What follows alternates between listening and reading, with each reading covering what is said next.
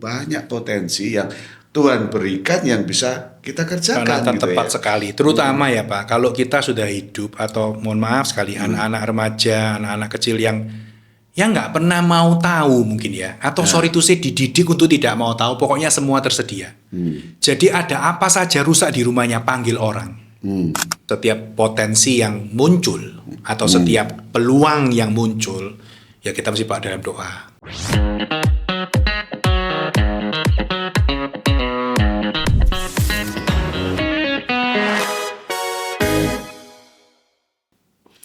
Shalom, salam berjumpa kembali dengan Pelita Hati dan Lensa Hidup. Tetap ya sahabat saya Pak Riki.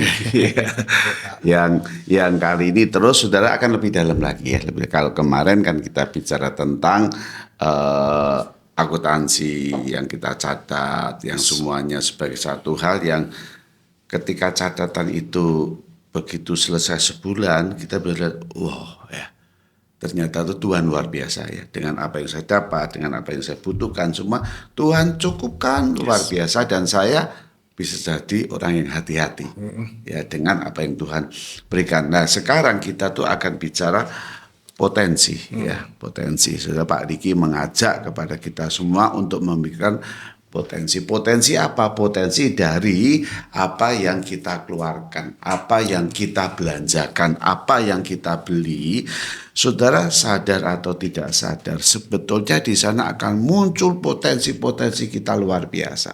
Kecuali yang memang nggak sadar Pak, ya yang belanja terus, makan terus. Kalau nggak puas ya disalahin, yang jual nggak enak jangan beli di situ, cari tempat-tempat yang lain. Ya itu kadang-kadang bisa, waduh bisa semakin mahal loh ya kan karena ya walaupun yang mahal belum tentu enak dibandingkan yang murah ya, tapi udah karena pola itu udah sehingga dia nggak pernah belajar dan nggak pernah menemukan potensinya. Oh ini beli kok mahal sekali, nggak ada. Tapi ada orang yang nggak terima ya. Tapi juga banyak Pak yang sekolah itu ya, anakku tak sekolah ke mahal itu ya, nggak terima Pak ya. Wes awal buka sekolah dewek. Itu potensi ya. Buka sekolah yang jauh lebih murah mungkin, bermutu dengan tanggung jawab gitu ya. Dan wah itu kerinduan dan itu cerita itu buahnya Pak. Bahkan mulainya dari homeschooling. Ada satu sekolah swasta saya nggak enak sebut nama. Itu homeschooling awalnya Pak. Dan persis seperti yang Pak Nathan tadi ceritakan. Not happy with the existing schools yang udah jalan. Jadi sebenarnya Pak, kan kita ya ini guyonan saya kan ada 4C itu ya. Kan esensi kita sudah lewat. Ya, okay. Berarti itu kan apakah pengeluaran itu kewajiban, kebutuhan atau keinginan. Substansi itu berarti kalau beli barang, yang kita beli itu apanya? Betul. What makes it expensive gitu ya. Jadi kita jadi belajar. Terus yang ketiga itu adalah akuntansi. Akuntansi itu berarti bicara pencatatan sekarang atau nanti. Kemudian mengukur diri, mengukur kemampuan keuangan. Nah yang terakhir ini memang sebetulnya adalah bridging kita menuju ke investasi Pak. Tapi saya mau sebut dulu dengan potensi. Salah satunya adalah yang tadi seperti yang Pak Nathan katakan. Kita beli layanan servis AC. Nggak lama sudah nggak dingin lagi. Ya, padahal baru saja. Bayarnya mahal. Okay. Lalu kita merasa, wah ini kok nggak beres gitu ya. Padahal ya mungkin pada saat meng-hire si tukang AC itu dengan segala hormat, sudah minta rekomendasi gitu ya. Tapi kenyataannya ternyata enggak. Ya memang ada orang yang pasti akan merasa wah kita dibohongi nih gitu ya, atau jangan-jangan dia tidak bohong tapi dia tidak kompeten sehingga yang dibenerin rusak lagi. Atau memang diakal-akali terus. Atau diakal-akali terus supaya kita terus bocorkan. Bisa langganan, langgeng gitu ya. Tapi seperti Bapak katakan tadi, ada juga orang-orang itu yang merasa nggak benar ini. Coba sih saya belajar. Jadi dari pengeluaran atas servis AC yang dia tidak puas, itu bisa menjadi potensi dia belajar tentang sebetulnya reparasi AC itu apa sih? Itu awalnya. Ternyata ada di dalamnya ya potensi itu. Mungkin Pak, lama-lama wis tak kerjain dewek. Pokoknya saya tahu bagian mana yang nggak boleh kena air, dia cuci sendiri. Dan dia kan juga lihat waktu orang servis kan. Dan itu pun dia katakan, aku bisa kok, cuma hanya begitu aja kan. Nah, kalau dia sudah lihat begitu, ya kita berharap ya Pak, setiap potensi yang muncul atau setiap peluang yang muncul, ya kita mesti Pak dalam doa.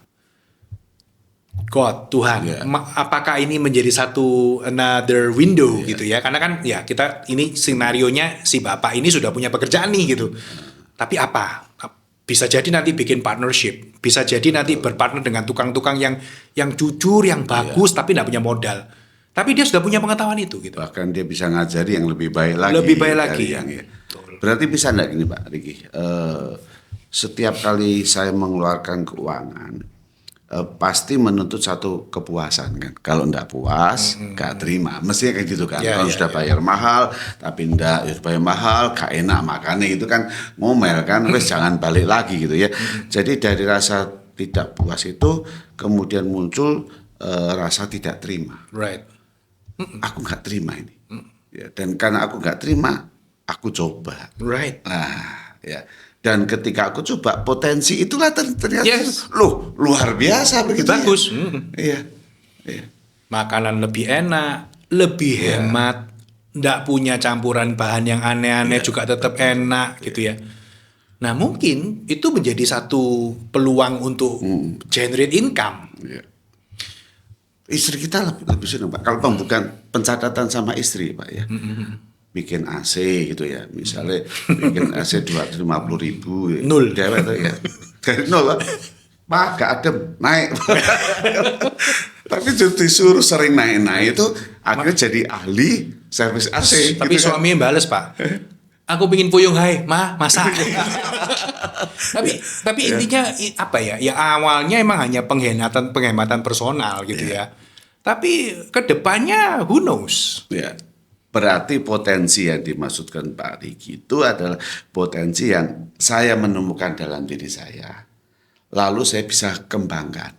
Betul. Ya, dan kembangkan itu selain juga bisa menghemat pengeluaran itu. Dan kalau bisa jadi berkat, saya bisa berkarya, malah nambah income Kak. Ya kan, jadi kalau saya tadi misalnya contohnya, oh ya sekarang saya jadi tukang servis AC yang paling top gitu ya. Itu kan income tambah gede gitu ya. Ya. Makan aja Pak ya, ini kisah nyata Pak. Waktu saya diberi kesempatan Tuhan studi lanjut di luar negeri, di Australia, masih lajang waktu itu gitu ya. Terus kemudian saya kan harus berhemat Pak, karena uang beasiswa nggak bisa. Saya harus makan di luar terus pasti boncos. Akhirnya saya belajar masak Pak dari nol. Jadi potong bawang dari yang masih tebel-tebel gak karuan gitu ya. Pokoknya bisa masak, lalu kemudian saya kombinasi dengan bumbu jadi. Yang gak enak sebut merek. Lihat saya masak, temen satu kos itu Pak. Lihat toh, terus saya lihat dia rasanya kok pingin. Try it, cobaan. Enak Pak. Enak. Terus kon masak terus. Nah, itu iya, tapi untungnya saya ketemu, Tuhan izinkan ketemu orang yang rendah hati. Dia bilang ini, Riki, setiap kali kamu beli bahan, saya yang bayar, tapi kamu yang masak. Wow. Jadi Pak, saya bondo tenaga toh gitu ya, uang belanjanya itu dari dia. Ini sudah pernah saya terapkan 2 kali Pak. Saya bawa rantangan masakan mertua saya ke kampus. Saya bawa rantangan yang 3 susun nasi, ikan berapa gitu ya. Saya buka, mereka lihat. Teman-teman dosen yang lain lihat. Kemudian saya, coba. Waduh enak. Pak, langganan. Serius Pak. Oh iya. Jadi akhirnya bawa berapa rantang? Nah, karena saya dosen Pak, gak oleh toh Pak. Kok Pak Riki kok ngerantangin ini? Hanya orang-orang yang dekat dengan saya. Dan saya masih bisa masukkan dalam kantongan yang gak terlalu ketara. Kalau iya kan, lu iki kok bisnis mana? Tapi yang mau saya katakan Pak, bahan masak 1 bulan dibayar mereka Pak. Dibayar mereka. Saya store ke mertua saya. Itu gitu yang sebetulnya inti yang kita percakapkan ini ya, poin ini, bahwa potensi yang ada dalam diri yang secara nggak sadar, lalu dengan ketidakpuasan, tidak terima karena pengeluaran yang kita keluarkan itu ya, entah mutunya nggak baik, entah kurang puas, kurang apa gitu. Dan itu akan membuat saya akan memunculkan ide. Ternyata ada panggilan Tuhan ya, mungkin. Ya. Bisa share Pak jadi dosen. Kata saya dengar bagus. Lapo jadi seneng ngajar. Kan dari tidak puas. Betul. Bayar sekolah, mahal. sekolah mana tidak usah ngomong lah kita. Nah, maksudnya bagi keluarga saya. Iya. Sekolah yang itu sekarang sudah lumayan, tidak terlalu mahal. Oh, Maksud saya adalah papa saya waktu itu hanya buka toko, Pak. Pak Nathan buka toko kecil, jual kancing, Pak, jual eceran. Bapak tahu harganya Rp25. Terus satu hari dia tuh ya mungkin karena capek dia juga ngomong, ini apa uang kuliahmu nih mahal loh gitu. Saya langsung kayak dek gitu ya. Kayak maksudnya. Nah, karena itu saya pikir ya oke, kalau gitu saya akan bahwa papa itu luar biasa untuk membiayai kuliah. Gitu. Jadi saya kan jadi melampiaskan dengan kalau gitu mau saya ambil ilmu sebanyak-banyaknya. Saya ke perpustakaan, dengerin dosen, saya dengerin serius. Lah kok ono dosen sing kesok kok gak persiapan, intonasi gak jelas, ditanya emosi. Dan akhirnya kuliah 2,5 jam tuh gak dapat apa-apa gitu loh. Karena gak usah ngajar kamu gitu ya. Nah, asistennya untungnya lumayan jelas, tapi saya juga combine dengan saya enggak terima gitu, Pak. Saya belajar sendiri. Terus kemudian ada teman yang enggak ngerti, saya bantu. Nah, dari situ mulai terpupuk. Saya asalnya enggak kepikir jadi dosen, Pak. Dari situ saya pikir, ya, maybe. Dan pernah sekali, Pak. Ketika bantu, dia sangat merasakan jelas sekali gitu ya. Puji Tuhan, karena pernah sekali, Pak, waktu membantu teman, saya terus kasihkan menjelaskan. Ada teman yang di depan juga ikut mendengarkan. Jadi 3 orang begini ya. Di belakang saya itu asisten dosennya. Oh. Dan dia begini. Terus kemudian saya terus yang teman-teman saya, maksudnya ada orang di belakangmu gitu ya. Terus saya noleh ke belakang baru, aduh sorry, nah, terusin, clear kok. Nggak sesat gitu maksudnya.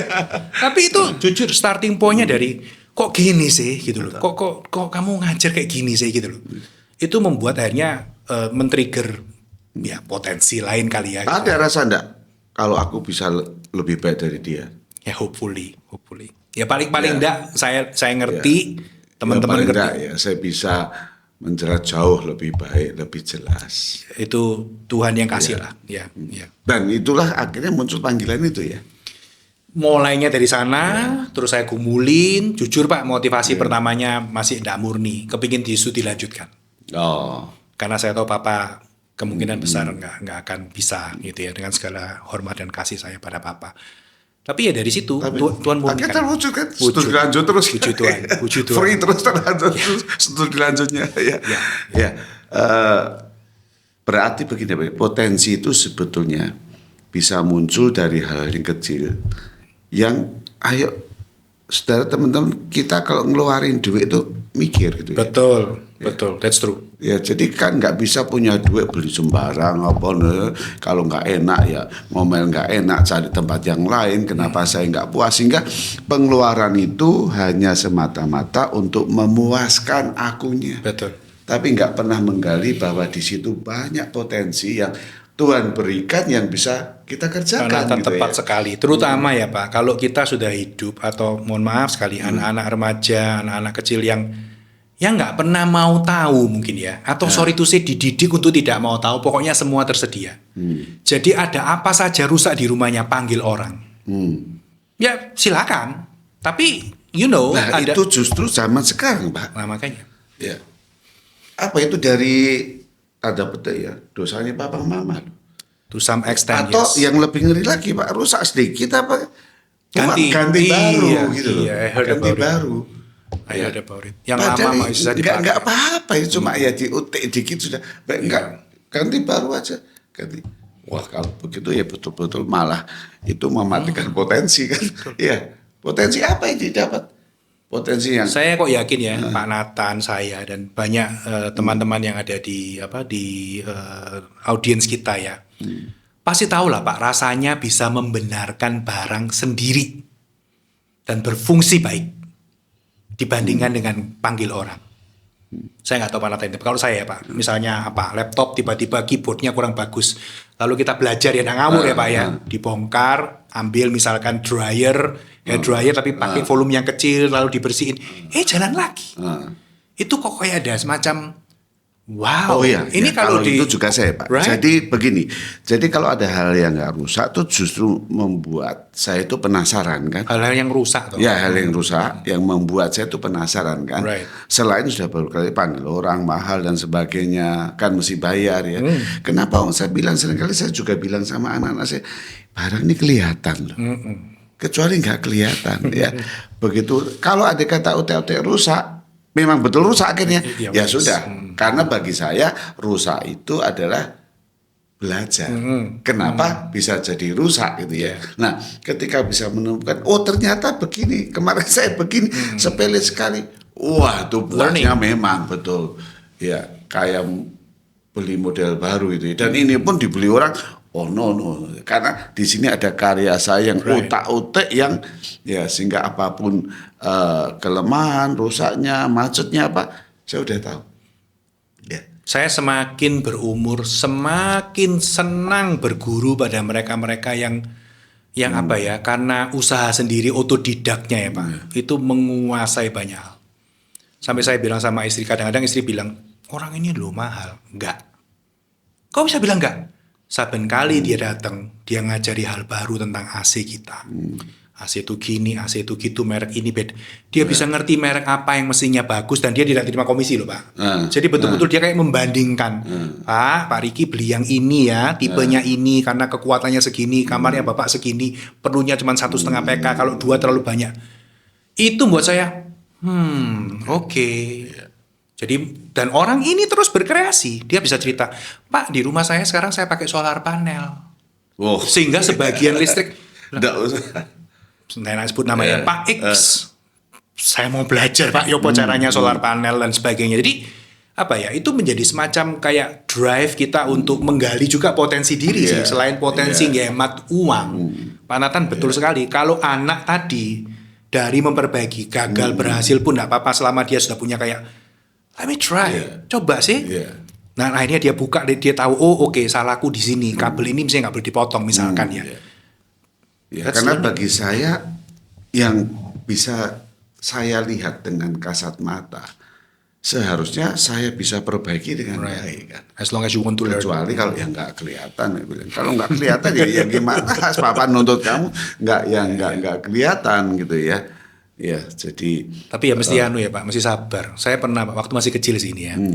Apa dah? Ini cerita kebodohan saya. Sepeda tak bongkar Pak. Sepeda apa utuh gitu ya. Sepeda baik-baik, saya mau belajar tak bongkar. Pernah saya juga. Ya, bongkar, rantainya tak kasih oli gitu ya. Sudah kira-kira benar, saya assembly lagi semua. Saya engkol ke depan, mundur Pak. Jadi gini malah mundur gitu ya. Saya mikir ya oke lah, dia belajar gitu ya. Tapi perasaan bahwa wah ngambil kunci, tangannya kotor kena oli itu kan kayak wah cowok banget gitu ya. Padahal ya salah tadi itu. Kalau saya kebalik Pak, saya tuh justru ya beda dengan kakak saya. Karena memang akhirnya dia kan ambil bagian otomotif kan, talenta yang ada di sana. Tak bongkar utuh Pak, tak bongkar kabeh. Ya kepengen mau mengembalikan kan dari karya pelopotan. Begitu bongkar, kayak sombalin. Betul saya pulang. Kakak saya itu semua skrup tuh ya, dijadikan satu muk. Apapun dimasukkan, prok gitu ya. Saya itu sudah tak toto, ini skrupnya di sini, ini di sini. Ini sih nggak jalan. Lah ini yang skrupnya jadi satu. Dia tahu ini untuk apa. Ya. Talenta. Ya kalau itu memang potensi lain-lain lah potensi ya. Tapi intinya bahwa apa yang kita keluarkan itu ya kembali lagi ya secara prinsip jangan sembarang ya. Tapi juga bisa gitu ya ada rasa nggak terima tuh baik nggak sih Pak? Kalau akhirnya berujung dengan bersandar pada Tuhan, it's okay, tidak puas dalam arti kita itu kepingin yang lebih benar, produk yang lebih benar. Tapi kalau gitu misalnya orang yang menganut politologi itu. Nah ini hari ini kita sangat connect. Saya mau mendobrak pemikiran bahwa pengeluaran itu pasti jahat. Pasti apa? Jahat, pasti jelek, pasti nggak bagus. Kan ada budaya tertentu yang hanya uang masuk yang bagus, uang keluar jelek. Sedapat mungkin jangan keluar, ya enggak mungkin Pak. Guyonan dikit ya, itu sama dengan yang penting makan, enggak usah ke belakang, ya enggak mungkin. Nah tapi sekarang keluar itu untuk apa? Bahwa keluar itu bisa menjadi sesuatu yang bagus loh. Nah ini bahasa gedenya investasi. Tapi saya ingin kita semua anak-anak Tuhan ya ngelihat pengeluaran itu is not just about material things. Keluar 10.000 supaya dapat 10.500. Bukan itu, tapi lebih ke arah keluar 10.000 kayak tadi, bentuk karakter. Meskipun produknya rusak tapi anak ini jadi berani, learn the lesson. Bapak mungkin juga bisa lihat dengan mata kepala sendiri. Wes 1 jam loh dia berusaha ngembalikan. Berarti kegigihannya keluar, ketelitiannya dikeluarkan. Ini menyebabkan akhirnya potensi dirinya itu berkembang. Terbentuk di situ ya. Ya berarti ketika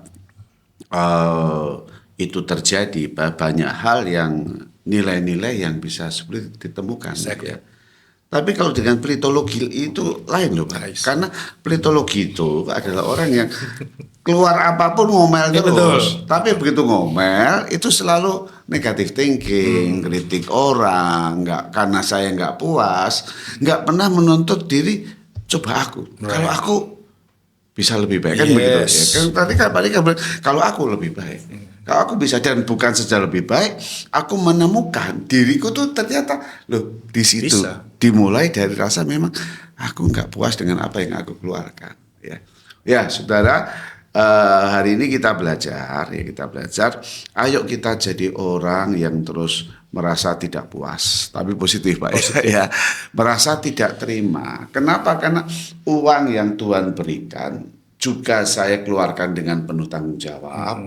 Dan ketika penuh tanggung jawab itu bukan hanya dari laporan kemarin yang kita baca akuntansi itu melihat itu, tapi ternyata di situ saya bisa menemukan potensi diri kita yang luar biasa. Itu mirip dengan ini loh Pak, ngasih mainan ataupun anak kecil ketika anak kita masih toddler ya Pak. Saya yakin Pak Nathan juga pernah mengalami seperti saya ya. Jadi anak-anak itu tempat belajarnya dirapiin, ambiar lagi gitu ya, terus kertas-kertas digambari. Itu kalau orang tua yang nggak ngerti, aduh habis kertas berapa, habis krayon berapa, dia lupa padahal waktu itu otaknya lagi synapse. Saya pernah Pak dalam kondisi yang sangat baik lagi ketika di UK ya. Kan kita mahasiswa belajar bikin tulisan, pulang tuh udah capek. Pulang capek, tempat kerja yang di rumah itu anak betul. Saya waktu ngeliat tuh apa ya, dan ngomongin anak-anak tolong tidy up, maksudnya kembaliin lagi gitu ya. Nggak pernah bisa. Lama-lama saya tuh ya mungkin waktu itu cuma menghibur diri sih. Ya sudahlah Tuhan, kalau dengan berantakan ini tuh ya, mereka lebih imajinatif, lebih kreatif, ya sudahlah. Dan sudah gede ini mereka baru cerita loh Pak. Itu actually I was imagining, saya punya temen, dia selalu gambar orang, ini anak saya yang kedua, dia selalu gambar seorang, ada ceritanya, bisa bikin komik, never know gitu ya. Tapi ya itu tadi, pengeluaran, tapi itu menggali potensinya anak ini gitu. Nah, selama itu masih dalam batas kita ya, why not? Dan di sini kita belajar bahwa kita bersandar kepada Tuhan bahwa kalau toh keluar, it's not always bad. Pasti ada sesuatu something good yang betul bisa tergali. Kita tidak bisa lihat, tapi di sana ada rencana Tuhan yang indah gitu kan ya. Jadi saudara, luar biasa ya dari topik ini bahwa ayo kita sekarang belajar ya.